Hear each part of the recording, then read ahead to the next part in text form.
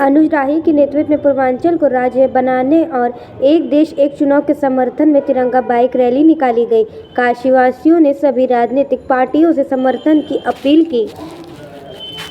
अनुज राही हिंदुस्तानी राष्ट्रीय अध्यक्ष पूर्वांचल राज्य जन आंदोलन।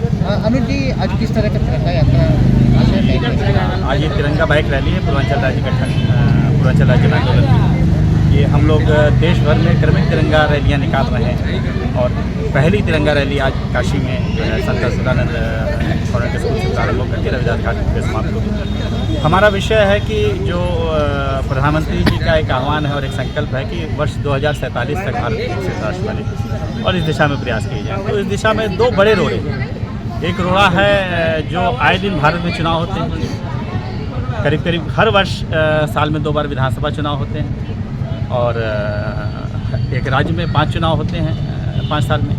तो लगातार चुनाव होने की वजह से बार बार जो है प्रशासनिक मशीनरी डिस्टर्ब होती है, बार बार आचार संहिता लगती है और तमाम जो सार्वजनिक मशीनरी है, धन है, इसका जाया जाता है। और साथ ही जो है दूसरा एक बड़ा रोड़ा है जो विशालकाय राज्य जो भारत के विकास को निरंतर पीछे खींच रहे हैं।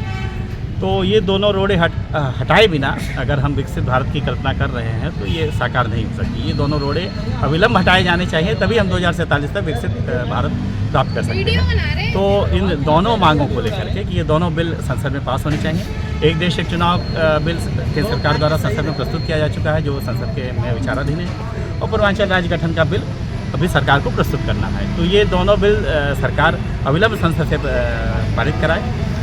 तो एक देश एक चुनाव के समर्थन में पूर्वांचल राज्य गठन की मांग के लिए हम लोग ये सभी राजनीतिक पार्टियों से आप कहते हैं कि इसको बिल्कुल सभी को इसका समर्थन करना चाहिए, जन जन को समर्थन करना चाहिए एक देश एक चुनाव का और छोटे राज्यों का। इसके बिना भारत विकसित नहीं हो सकता।